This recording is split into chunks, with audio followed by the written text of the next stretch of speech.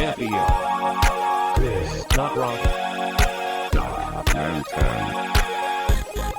10. Points Gaming.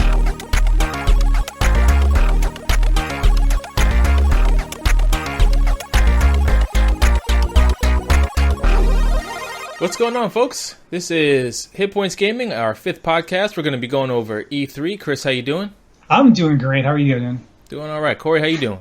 Excellent. Excited from this last E3. Awesome. So also make sure you check us out, youtube.com/hitpointsgaming. Also, we're on the Filling the Void Spreaker podcast network, so make sure you check us out there too if you aren't watching this video or listening to this on SoundCloud. So what we're gonna do is go over what we've been up to first. I've been doing a lot of Tekken 7. That is what I've been playing. That game is fantastic. It is a very, very nice departure from Street Fighter.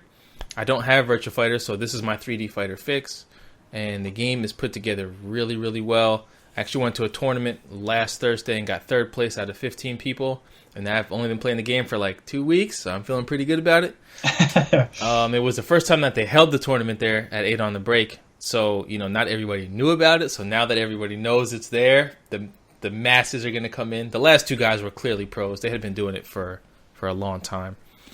And besides that, that's really it. Gears of War is still on the table, and Neo is on the table, which I've been playing a little bit of. Not so much. It's hard. It's hard to find the time to do it, but those are really what I've been up to lately. What about you, Chris? I'm still into Heroes of the Storm. Okay. And I'm really excited coming out soon. There's some new updates to it, so that's really going to be really cool. And I've been playing a really old game, not really old, but Lost Planet 3. That was the more slower, like not as rambunctious one, I think. I'm 2 hours in. I really enjoyed the first two, so okay. I think I've actually played the third one, but as I'm playing it, I don't think I did, so that's why I'm playing it. I really enjoyed the first one, so I'm looking forward to this one. Yeah, those games were super unique in how they kind of played. They kind of almost played like what would be like a PSO style MMO, but shooting and guns, A little bit, yeah. And it was cool, but I know I never beat one all the way through. So at some point, I guess I should go back and do it. Corey, what you been up to? Well, Chris mentioned Hero of the Storm. I have to mention League of Legends has now introduced a questing system, which is pretty nice. Things that I've been looking forward to for a long time. So that's in there, and I've been dabbling with that. On the board game front, we've been playing this game called Near and Far, which is a really sharp storytelling type game. We've put, at this time, one video out, so you can watch Andrea and I play a character campaign, which is pretty nice.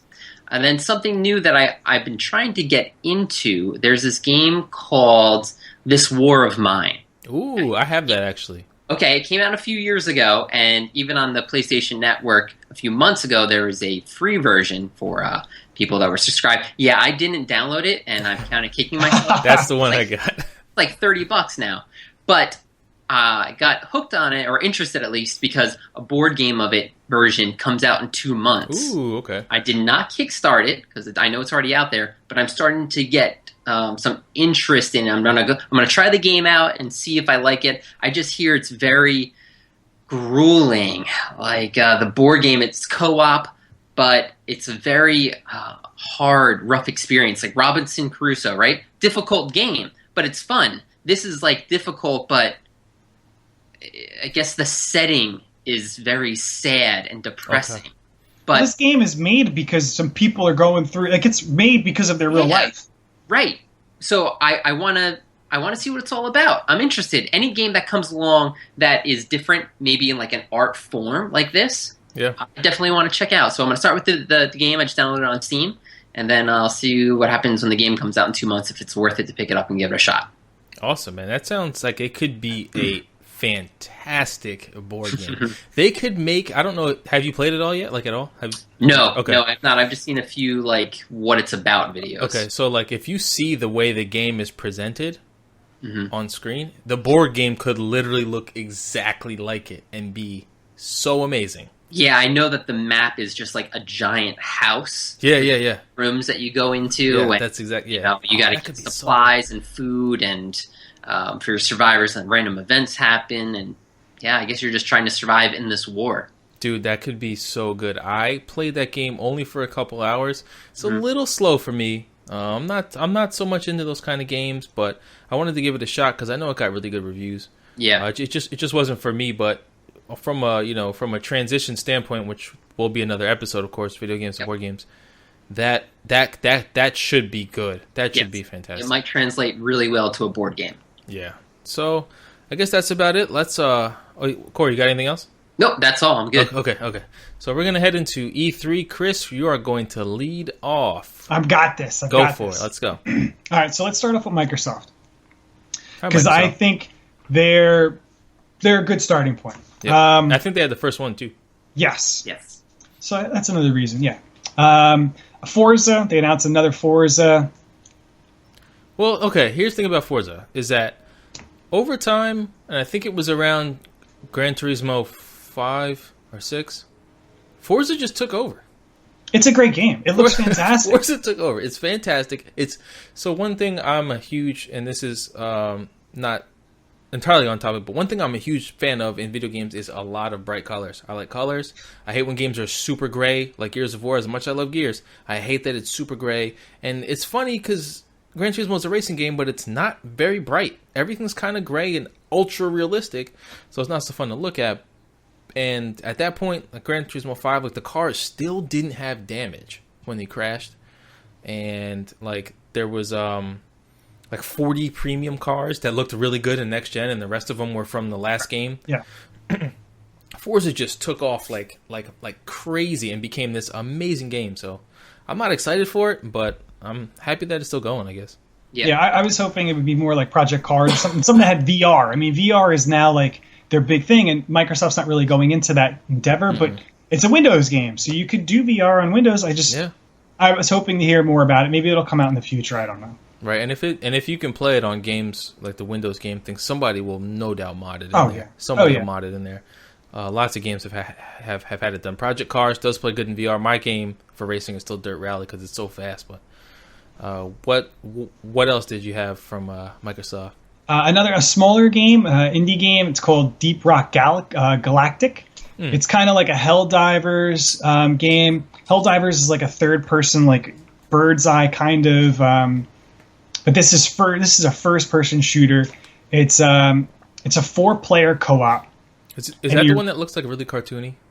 A little, it does, yeah. But cool. I mean, it looks really cool. Yeah, like you're fighting like monster, like bugs and stuff, and you're like going into like caves, and it's 4 players co-op. That's really what's got my eyes like, whoa, like we've got a lot of friends that play computer games online or console or what, and that's what's really attractive to me is a 4-player co-op, and it's going to be Windows as far as I heard. So awesome. What else do you need, right? What else do you need? Exactly. You just need it to be a 4-player co-op. That's all you need for a game. Start there. It looks cool. It looks like a cross between, like you said, Helldivers, but like an Earth Defense Force. You know what I mean? Yes. So yeah, when I saw that game, I thought it looked really cool. And going right into like another 4-player co-op, and this game is already on my to-purchase list. State of Decay 2. That game looks awesome, dude. I never even played the first one. But when I saw the trailer for that one, it looks really good.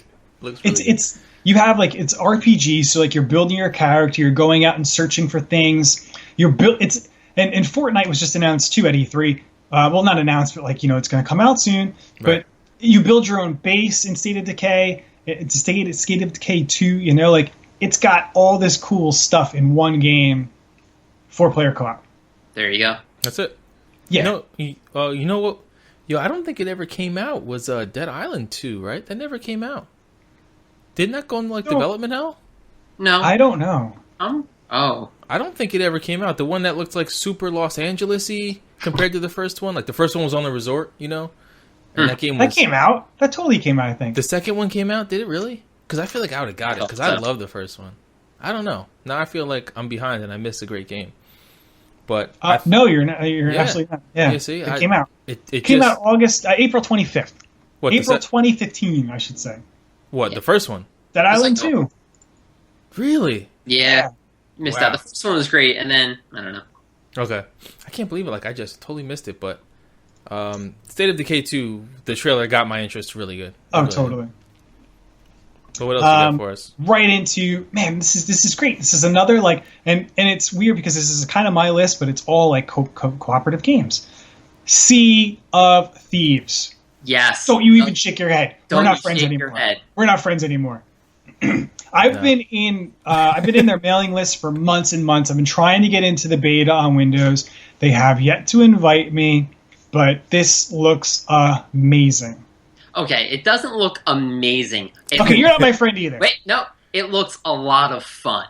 Okay, because it looks like crap. You need a good, fun game that we can discover things. You know, it's not like, oh, here's a treasure chest and here's a map. We have to solve the riddle. I'm not going to hop online to, like, tweak out my character with the best gear and how I should stat my character out. I'm going to actually live through this as a pirate and try and find these treasures with my friends while I'm drinking a beer and shooting a skeleton with, like, the game looks so from like watching the gameplay of it, and they spent so much time on that game at E3. They had like a 30-minute. I'm like, what is this? It looked awful.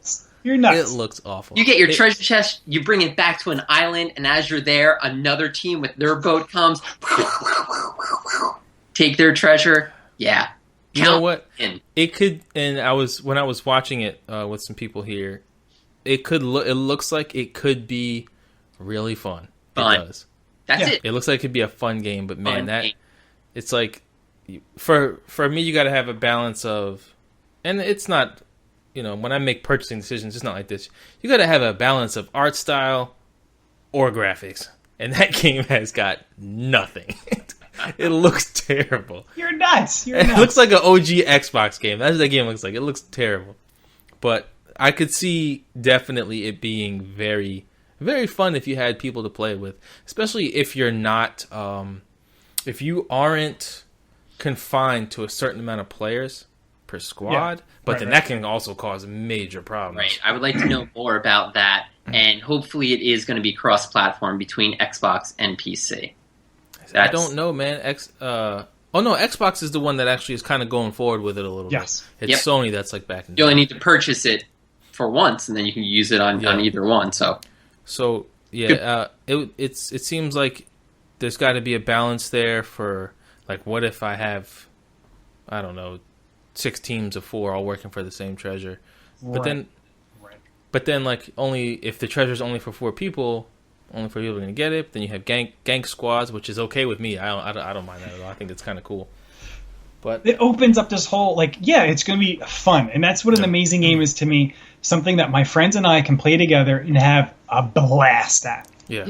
This is up there on my list, too. Agreed. Oh, yeah. Yeah, that makes a huge difference. Unfortunately, it is not even on a list in this household. But if it's great, maybe I'll get it and play with you guys.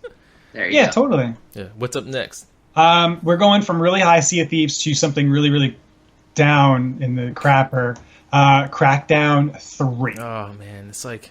I got to talk about it because the second one was so trash. You really have to talk about this? Yes. The first one was so good. First one was great. Great. So the first one was great, right? And then the second one was the same. That was the problem. The second game was exactly the same. And they didn't do anything. It looked bad. It looked the same. Played the same. They introduced like the DLC things in order that you had to buy to get like the last level stuff. The thing about Crackdown is this goes along your Sea of Thieves thing where it's really fun though, man. Even in the beginning, like orb hunting, jumping from roof to roof, I find that game to be so much fun. But the problem is that there's no story whatsoever. You're just going from checkpoint to checkpoint. Like, go here, you kill 30, 40 guys. Go here, kill 30, 40 guys. Over and over.